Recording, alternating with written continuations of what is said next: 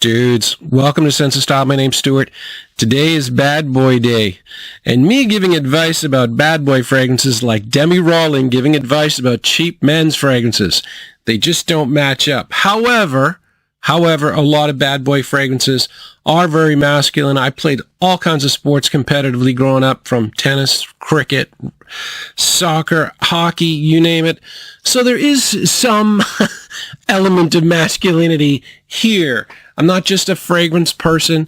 So what is a bad boy fragrance? Generally, you're talking fragrances that women won't like. Bad boys don't care what women think. They don't care. These are fragrances men will like. So you're talking about a lot of masculine notes, things like leather, woods, incense is a big one, boozy notes, and then some old-fashioned notes, things like oak moss and lavender, barbershop type of deals. Generally things that only men like and women hate. So let's get to it.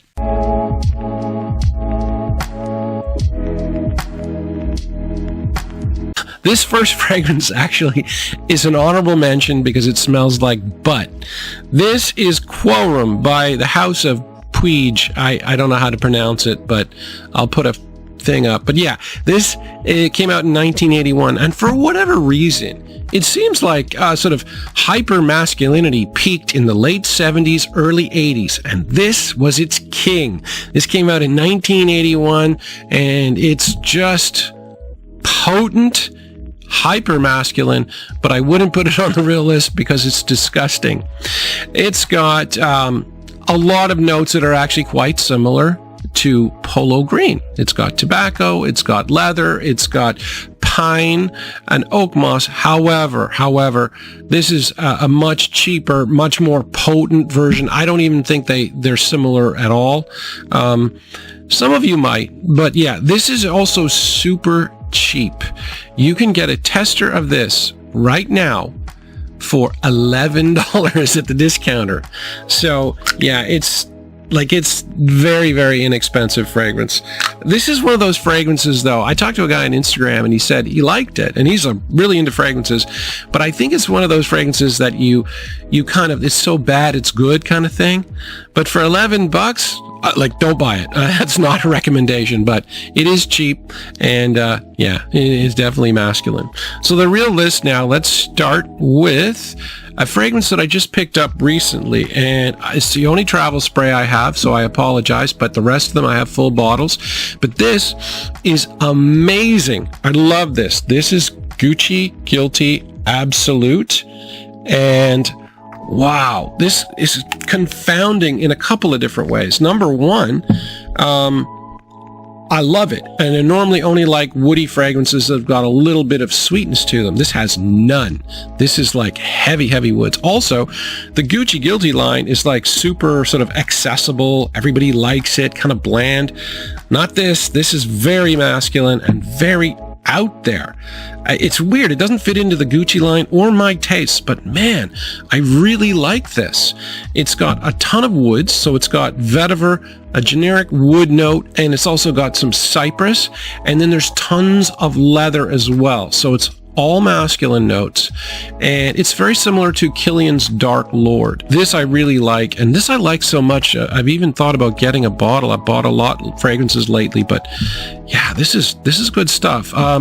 It's not a blind buy, obviously, because it is a very masculine fragrance and it's kind of strong, but I do see a lot of people liking it. Now, this next fragrance is inspired by a bad boy. This is Lalique Pour Homme, and it's very similar to Bois de Portugal by Creed. That was Frank Sinatra's favorite fragrance, and Frank Sinatra was like the king of the bad boys. He was always in trouble for something. So this is a very masculine fragrance. This is mostly cedar. There's some lavender. The thing I like about this, though, is it's very inexpensive, but it's got some nice iris in it, which is really surprising for an inexpensive fragrance. The iris in this is pretty good. The bottle is also really nice, and Lalique is very good at making inexpensive woody fragrances. The entire Encore Noir line by Lalique, a lot of people seem to like them. I don't like them that much, but this I don't mind. It is kind of masculine, though, and as with most fragrances on this list, I wouldn't consider it a blind buy, but yeah, if you like cedar, this is not bad at all. Okay, number 3. This is a fragrance that can't make up its mind. It doesn't know whether it wants to be, a bad boy or whether it wants to be a date night romantic guy. This Men Prive, and this has got leather and a heavy whiskey note, and you can really get real hits of whiskey from it. But it's also got cardamom and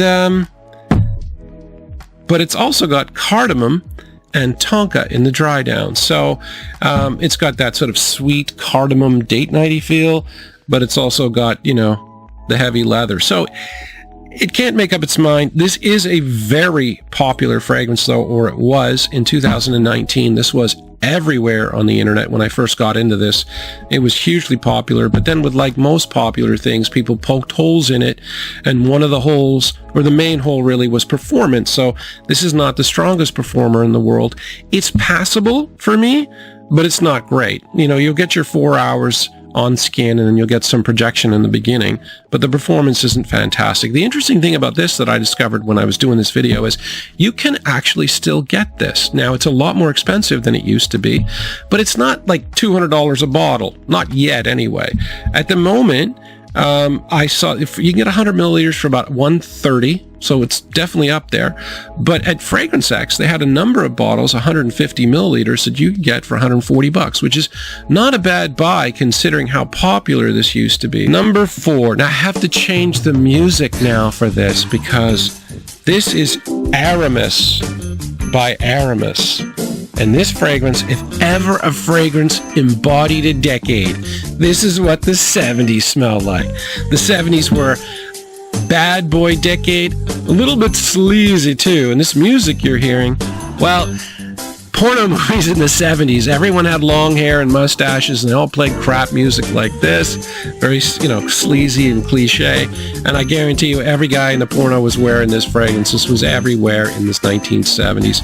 The weird thing about this, though, is it's actually not that bad. Like, it's got the old school notes. It's got patchouli, which is very old school, leather, stuff like that. But it's also got aldehydes and coconut and bergamot. So it's actually a little bit fresher than you would think. Like, a lot of these old school notes and old school fragrances are pretty dark and dingy. This is a little brighter than you think. So for you young guys, if you want to wear a fragrance ironically, I wouldn't wear this ironically because it doesn't smell good. But if you want to be like, 1970s and not smell that bad, this one might work for you. Now, I'm not going out and buying a full bottle of this. I'm going to stick with my little mini bottle here.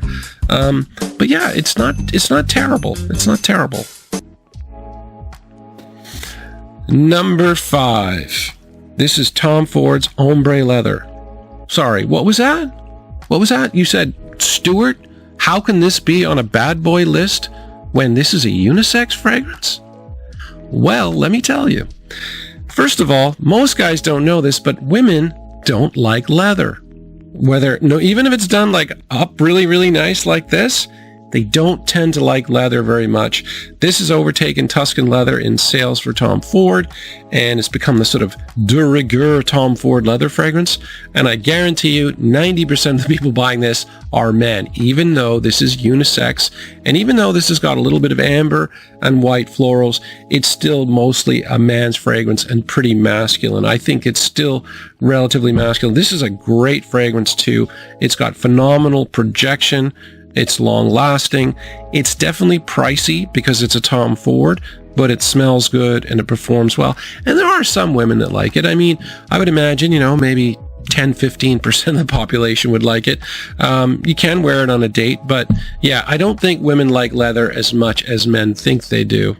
Okay, next up we have Bentley for Men Intense. I don't have a full bottle, and quite frankly, that doesn't bother me at all. This is gross. This one, I don't understand the appeal in the fragrance community of this fragrance. It's got every single masculine note that you can think of and not a lot of sweetness. So especially younger guys won't like it, but I like sweet fragrances and I just don't like this. This has got incense, whiskey, leather, and a lot of woody notes, and it's just really toxic. It's very, very powerful. I mean, it's a love it or hate it fragrance. There are some people that love it. Some guy said on my channel, he goes, "It'll put hair on your chest." I thought it was pretty funny. It probably will. Wouldn't be surprised. But yeah, very, very masculine fragrance. Very, very potent and long lasting. The funny thing about this one, though, is after you get into fragrances in a big way and you've got a lot of them, you learn the perfumers you like and you don't like. Well, Natalie Lorson did this, and I've smelled 7 of her fragrances. I hate 6 of them, but she did do Givenchy Gentleman EDP, so I like that. But she is also a world-class perfumer. She's elite. I would not want to crap on any perfumers. This is such a subjective thing, but my taste and hers do not align, so I will not be buying many more Natalie Lorson fragrances, and this is one of hers. Okay, another fragrance that I think of as kind of weird but amazing.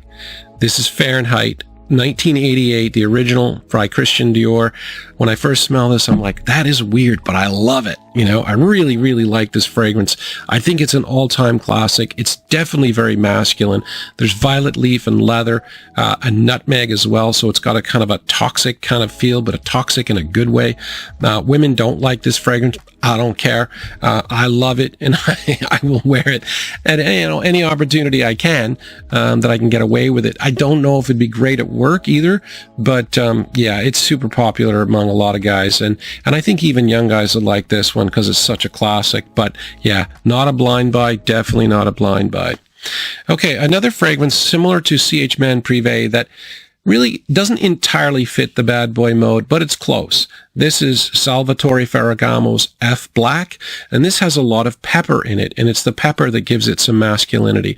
However, this also has a powderiness and some sort of date nighty kind of notes. It's got lavender and it's got tonka, so there's a sweet quality to it, but there's also the pepper in it as well. So it's both sort of powdery, kind of like La Nuit de l'Homme. Some people compare this to La Nuit de l'Homme. When I first got into fragrances, that's what I thought. Now that my nose is better and I've learned a little bit more about fragrances, I see this as a little more masculine. Some guys will see this as feminine. Again, you know, it's a very subjective thing. Now, my last 2 fragrances I talk about way too much on the channel, so I'm going to be brief. This one is Dark Rebel Rider by John Varvatos. This is a classic bad boy fragrance. It's leather with a lot of resins. It's got a boozy, smoky kind of quality that's very masculine that I love. I don't think women would like this much. This is what you wear out with the guys when you're going to play pool or going to a pub or something. But yeah, I like this one. And also this one too, this is Supremacy Incense by Afnan. And incense is usually a masculine note. It's also not a note you want to wear to work or anything like that because it's very potent. This is the 3 sprayer. This is a ton of incense. This is a clone of Interlude Man, and not a bad clone, I don't think. It lasts forever, and I would only do 3 sprays because it's very pungent. You get an awful lot of a big cloud. It's sweet and smoky.